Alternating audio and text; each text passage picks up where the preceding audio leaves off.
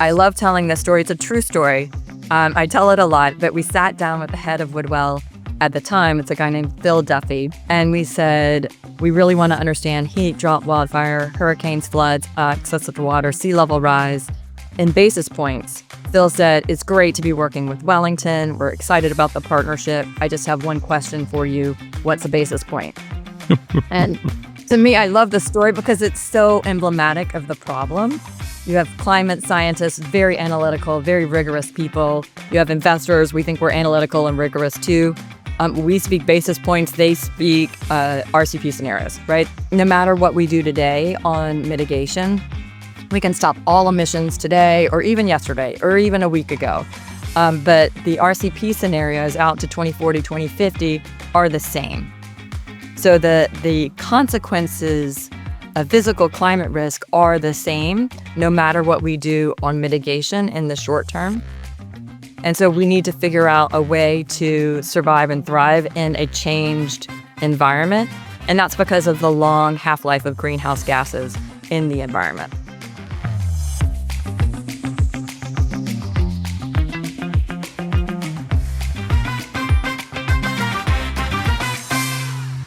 Welcome to Sustainability Wired, the show that plugs into the thinking that moves sustainable finance. I'm Lorenzo Saa. I'm the Chief Sustainability Officer at Clarity AI. And today we're going to talk about adaptation, and I'm delighted to have Wendy Cromwell here today with me. She's the Vice Chair and Head of Sustainable Investment at Wellington. Wendy, welcome. Thanks for having me. Yeah, no, look, I'm excited. I saw you are speaking on adaptation at PRI in person in Brazil. We thought we would love to hear your stories and insight. Look, climate adaptation to me is really interesting. The mitigation is still being very slow. The sort of problems in terms of climate impacts are constantly now in the news. I think there's not almost a single day that you go through it. And also, even if all of a sudden we got the mitigation right tomorrow, not necessarily that likely, we would still face a number of the impacts of climate change for at least the next few decades. And these sort of things impact personal lives. You know, we probably have friends that have been impacted. It impacts businesses. And especially, you know, for this show, it impacts investors. How do you look at it? You know, there's new products, there's solutions that can tackle these impacts. Think about things like dams, think about air conditioning, you know, and there's also businesses responding to this, you know, and how do they actually manage that risk. But the reality is, for now, often, I think adaptation is seen a little bit as a government responsibility. There's not been much an investment activity on this, at least until recently. And when the investors do come in, it's often in the private markets. And I understand that you guys are instead looking at this, which is really exciting. And so that's the topic we want to cover today. But before we jump in, I'd love to get a sense of, you know, how did you get into this space altogether? You know, you're the head of sustainable investment. Specifically, how did adaptation fall into your remit? Sure, thanks for the question, and thanks for having me. Lorenzo, you and I go back a little bit of time. When I met you, I was already in this role. But I've been in the investment management industry for almost 30 years. And I have had a number of different roles. Immediately prior to the head of sustainable investment, I was leading our multi-asset investment team and group. And so that is a team that focuses across asset classes. It focuses on macro themes. Before that, I was an investor within that team. And in 2018, our CEO at the time, Brendan Swords, we're just a little bit of background on Wellington. We are a very bottom-up, research-led organization. And so we don't do a lot top-down. And so our CEO observed that in this bottom-up, research-led way, people were very interested in ESG and sustainability, and all of the investment teams were looking at it, and we had working groups, but we didn't have a holistic strategy. And he had, I think, the prescience to realize that it was going to evolve from a focus on mainly equities and corporates to a focus on all asset classes. And that having an investment-led approach by a former investor and someone who understood, you know, across the asset class spectrum would be beneficial to us at Wellington because we'd be better able to translate it into investment ideas and themes using the language of the individual asset classes. How is this going to work in currencies? How is it going to work in sovereigns, et cetera? So he asked me if I wanted to lead this area. And at the time I said, Brendan, I would love to, but I don't even know what I don't know. We had launched, just a little bit of background, why he, besides the multi-asset class orientation and the investment orientation, in my former team, we had launched our first global equity impact portfolio, public securities impact portfolio, non-concessionary, back in 2015. And so we'd done 2 years of research prior to doing that. So he knew I knew a little bit, but I knew I didn't know a lot. And so I asked him for 6 months to study. He thought I was joking, but I was serious. He gave it to me, which was a tremendous luxury. And so I spent all of that time meeting with academics, meeting with scientists, meeting with practitioners across the public market space, the private market space, going to every conference there ever was. I promise you, I feel like I tested them all. And then developed our strategy and relaunched our holistic strategy about 4 months into it. And part of that strategy was identifying what our approach was going to be, for sure, where we were going to resource things, where we were going to spend, how we were going to expand, were we going to be focused on a product suite, were we going to be focused on embedding it across our investment platform, all of that, what our technology should be, what our data should be, but also where could we lead? So where did we want to be excellent, but then where did we want to provide some leadership to the marketplace? And at the time, the 2 places that I thought we could provide some leadership, one was public securities impact investing, because we'd already done some of that. And then the other was climate. And that really came from a former colleague of mine who'd done a lot of research into physical climate risk and had worked with an organization, Woodwell Climate Research Center. And at the time, if you think back to 2018, most investors thought that physical climate risk was too far away to matter, that it wouldn't occur within an investable time frame. And I think we simply just wanted to know if that was true. And so that's how we got to this focus on physical climate risk and adaptation. I'm happy to talk more about that partnership later. Yeah, look, that's interesting. And it's interesting that you're bringing this multiple asset class perspective to this. And I think when you look at adaptation today, it's interesting how it's often seen more as either the public sector, governments, or it's seen often as private markets, And maybe I'll pick off from there. First question is, why do you think investors across asset classes for now do even actually look at adaptation? I mean, you said in 2018, was it even an issue? Is it today? And should investors jump on it? Part of that calculus back in 2018 was realizing that there was a lot of focus on transition risk and mitigation. And there were a lot of decarbonization pathways, and there was a lot of carbon footprinting going on in portfolios. And people really were gaining a greater understanding of what that investment would look like, although still more work to do. And really no one was focused on the physical climate risk side of things. So it was, okay, that's happening. Let's focus on this where there isn't as much focus. We formed a climate science partnership with Woodwell Climate Research Center. And originally we looked at a bunch of different vendors, and we evaluated them, and we really thought about our own process. And remember, I told you we're very research led.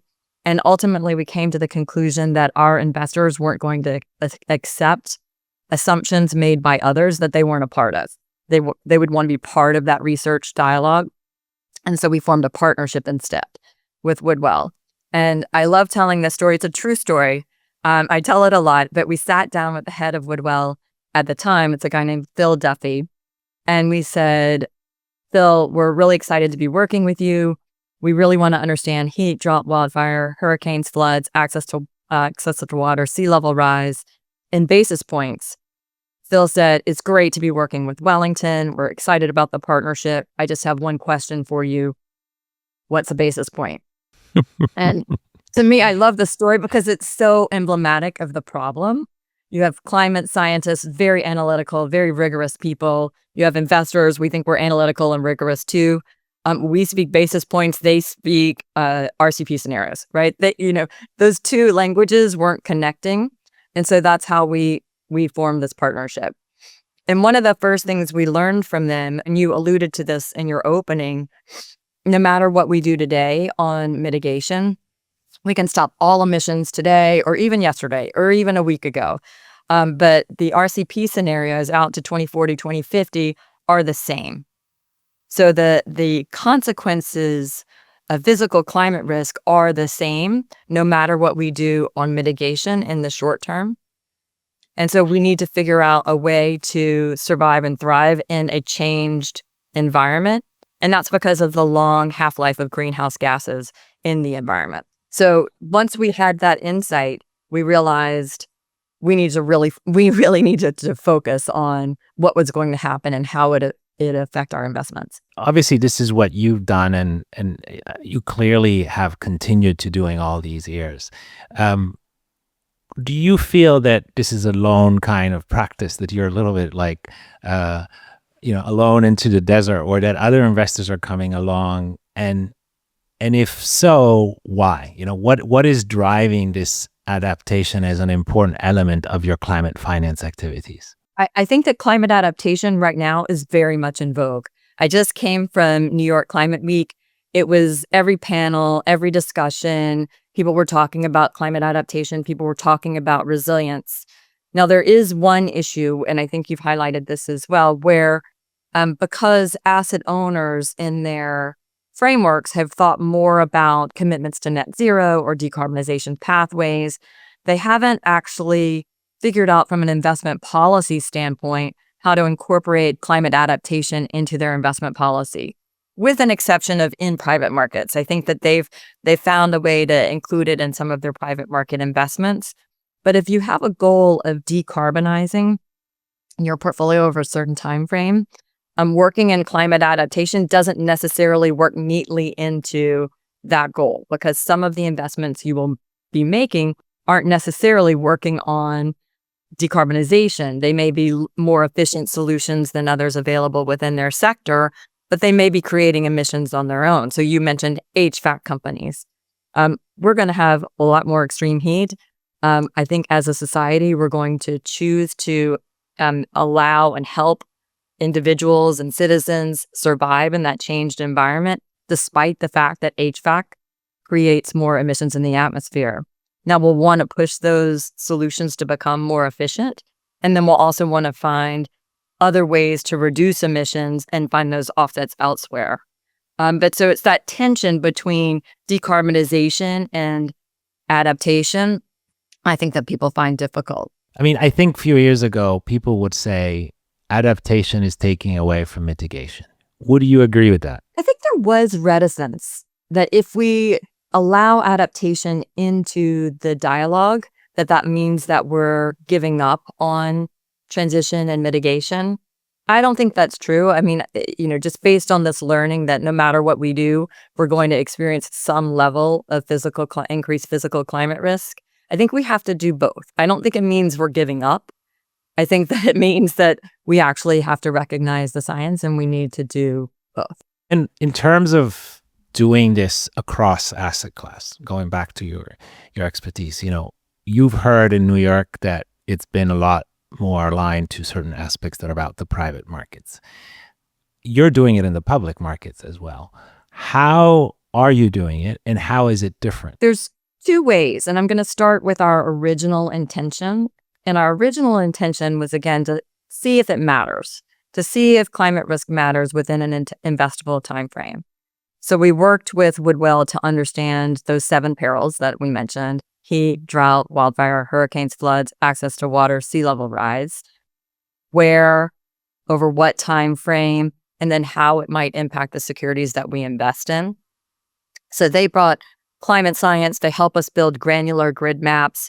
We then overlaid those grid maps with capital markets information, and all of that became an in-house desktop tool that we refer to as CERA, C-E-R-A, Climate Exposure Risk Application.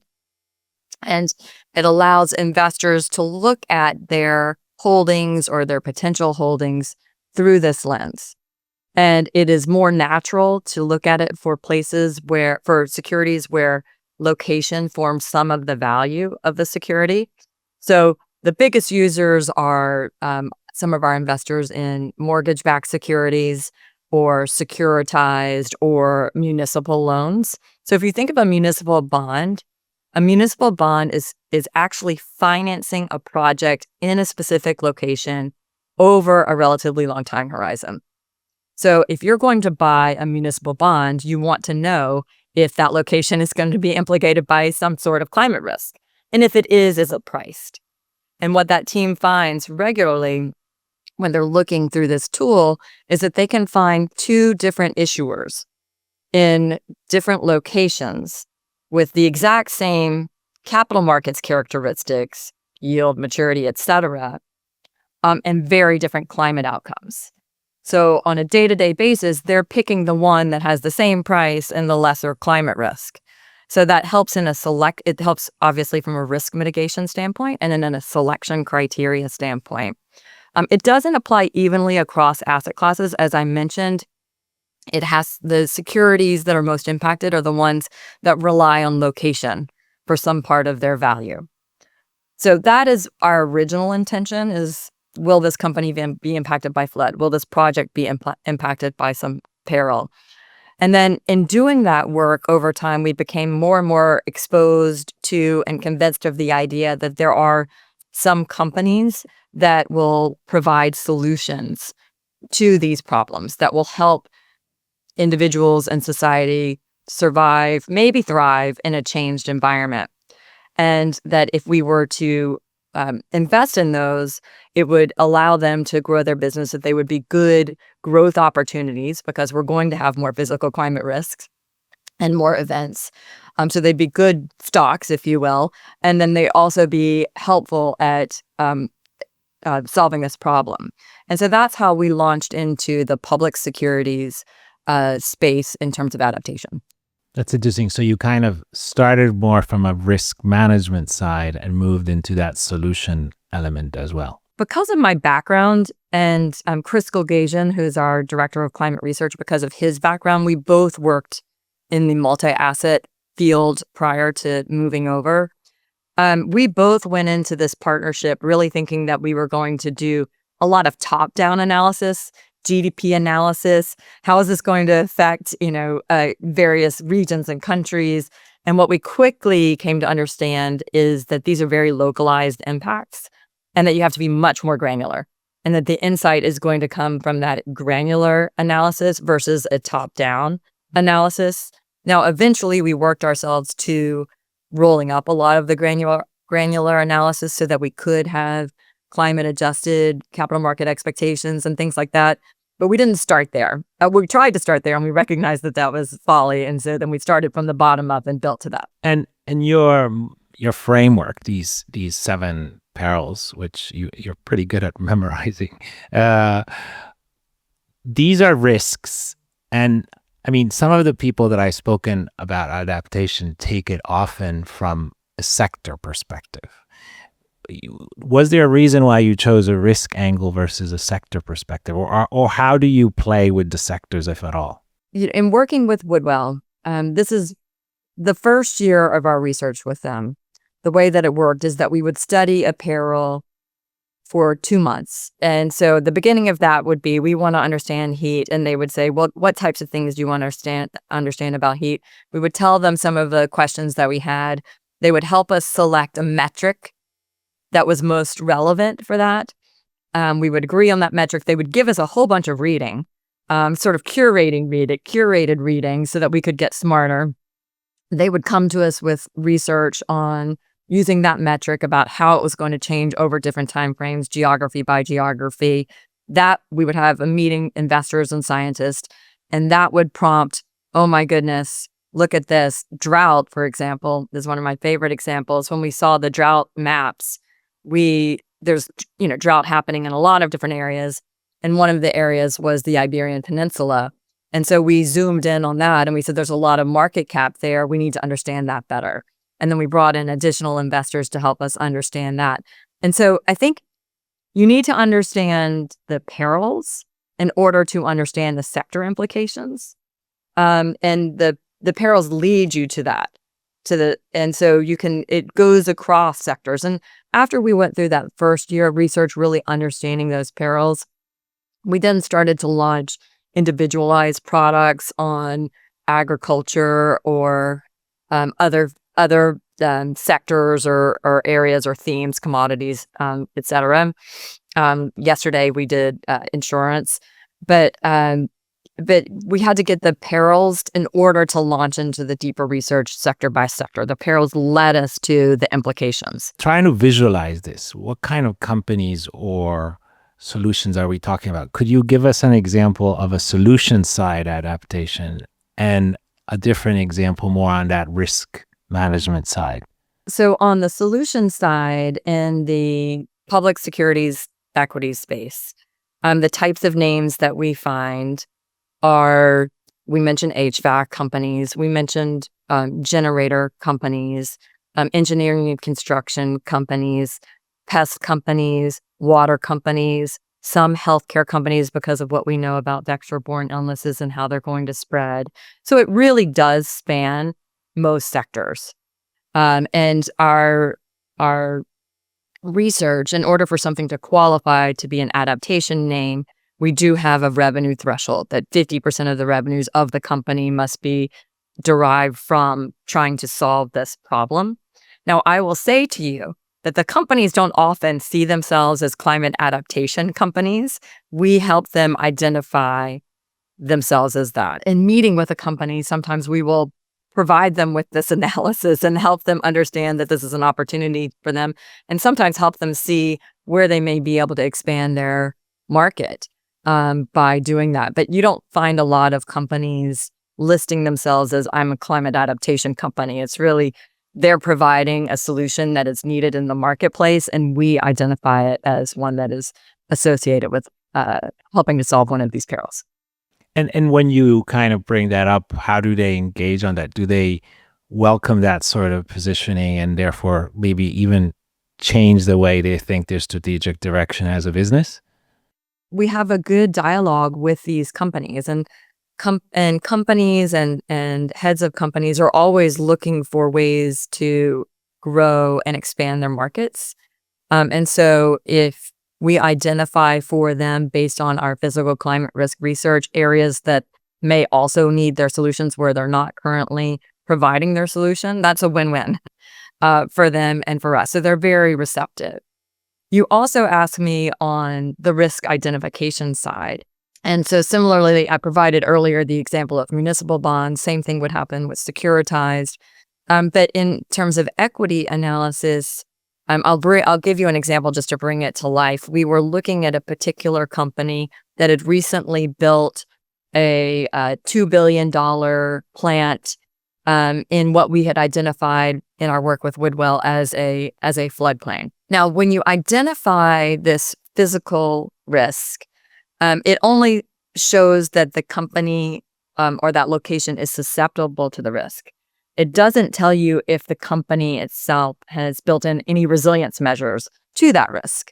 So you can't make an assessment just based on the physical climate risk potential. You really do need to talk to the companies and say, hey, it looks like you just built a plant in a flood zone. Did you know that? Have you done anything about it? And what happened with this particular company is it became very aware that they hadn't considered it. And so that was, one element of our assessment of that company that, and we did not buy the security. And the reason was, if they haven't thought about this risk, what else haven't they thought about? So it was more about management quality and how in depth they are. And we just lost confidence in them. But that's the type of thing that's how we would use it alongside our meetings with companies and making those types of investment decisions. Climate Action 100 Plus seems to, for example, be focusing on the mitigation side. Should Climate Action 100 Plus or others be taking on the adaptation angle? In order to do climate adaptation work, you actually need to know where companies have significant operations. You need to know those locations. Companies are not required to report their locations in any sort of financial filings. And that was actually work that we did with the SEC when they were exploring the mandatory climate disclosure rule that was pretty apolitical from both sides of the aisle, interest in this idea of asking companies to disclose their physical locations. The way it was written into the rule wasn't exactly perfect in my view. It was written like disclose where you have significant climate risk to a location. We don't think you need that because we think the market can help identify that. All we need is the locations. And so right now, what we've done at Wellington is we hire interns. Literally every year we're hiring interns, and those interns are helping us look up company locations. It seems like that's pretty inefficient. Not everyone's going to hire interns to do that. It seems like it just should be market information so that the market can help companies assess this risk and price it. But that isn't the case today. So I would ask you and all your listeners to really advocate for that in various forms. Look, I think this comes across in climate and nature. All these location-specific risks require understanding where the businesses have their operation. So I'm totally with you. We've asked for supply chain data for a long period of time, and we've gotten some limited traction. But I would just highlight again to your listeners that now is also a very good time to be supporting supply chain transparency because there's an additional reason for companies to invest in supply chain transparency and understanding their supply chain, and that is the tariffs. So it's not a climate reason necessarily or a nature reason, but it is an additional factor that maybe focuses their attention on this issue that could be beneficial from a climate analysis perspective as well. Is there a role for technology and AI in either trying to solve the supply chain or this location issue, or more broadly, how much have you used technology in your attempt to manage adaptation? I'm not sure you're going to qualify this as AI, but in terms of our idea generation, we do use natural language processing to look at transcripts and investor presentations, quarterly earnings calls. We feed it keywords that we think are associated with these perils and with physical climate risk and with resilience. And that helps us identify potential investments for our investment universe. So that's one application. Again, you have to do a lot more digging post that, but it like feeds up, areas to look. In terms of AI providing solutions, we do see, and on the private side, in addition, so we do have a private investments climate innovation fund as well. We see new investee companies that are helping to facilitate more supply chain transparency, and that does embed AI into that application. We also see on the physical risk side of things, on the private side, companies that are helping cities sort of become more resilient. So, for example, analysis, help them do better analysis to understand floodplain management, the build, rebuild decision, and whether that's wise or not. So we see specific companies devoted to that as well. As you think of the topic more generally, is there some other call to action you would encourage your colleagues in this field to look at when they're thinking about adaptation? Well, you asked earlier, why are people talking about this now? And I think they're talking about it now more so because we haven't seen as much momentum around transition. Policies have become more fragmented. And so people think, okay, because of that, we are going to have more frequency and intensity of these perils or extreme weather events. And so therefore we should focus on adaptation. I think that is true, but that was also true before. I encourage everyone, like this is a space where we do need to fund solutions and where we do need to do risk analysis, and we need to help companies understand their exposure and prepare for that exposure, so that, again, as citizens, as economies, as society, we can survive, potentially thrive in a changed environment, which we will all experience. Looking forward, COP30 is coming, and then beyond. What would you see happening or evolving in the adaptation space? Well, I don't have a crystal ball, but in terms of COP30, the last few COPs, I guess the last two, you've seen the word adaptation more brought to the fore, whereas before it wasn't as much of a focus, even though we had these country-based adaptation plans. So it is more of a focus. I think we should welcome that focus. We shouldn't think of it as like offsetting the focus on mitigation and transition. It's complementary. We need to do both, as I mentioned before. It seems like at this COP, there's potential to rally around a set of metrics that are going to help understand where we are in terms of adaptation. And that seems like it's that probably high probability that's going to be agreed to. And I guess under the guise of what gets measured gets managed, that, that's a start. It's not enough, but it is a start. I think that's probably the number one potential outcome of this COP. I'm not sure what we'll get to beyond that. Okay, well, look, I think we're starting to head towards the end of the show. I wanted to maybe start with we do an art twist at each show where we ask guests to pick up some sort of art piece that links to sustainability or climate or adaptation that is close to your heart and share what it is and why you like it. So I actually have two pieces. I hope that's okay. One, I'm not even sure it qualifies as an art piece. But it was a gift, and it was actually a gift from Chris Gilgajan, who I mentioned earlier, in the holiday period. And it's a piece of canvas, and on it, there's a poem. So you probably bought it on Amazon. So that's why I'm not sure. It doesn't qualify necessarily as high art, but it's one of the most thoughtful gifts that I've ever received. And the poem is the Theodore Roosevelt, "A Man in the Arena," poem. The words have been changed to "woman in the arena." And if you haven't seen it, you should definitely look it up. But what that poem really is talking about is people who devote themselves passionately to an endeavor because they think it's an important. And sometimes they succeed or have successes, and sometimes they fail or have failures. But the point is that they dared to try, and it celebrates that attempt. And so it's a very thoughtful gift for people who are working in this space because we have successes, we have failures, but we are daring to try. The second, and that hangs in my office. That hangs in my home on my bulletin board.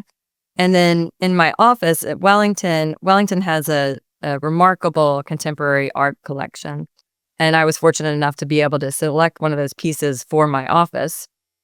And the piece that I selected is by an artist, Casey Roberts.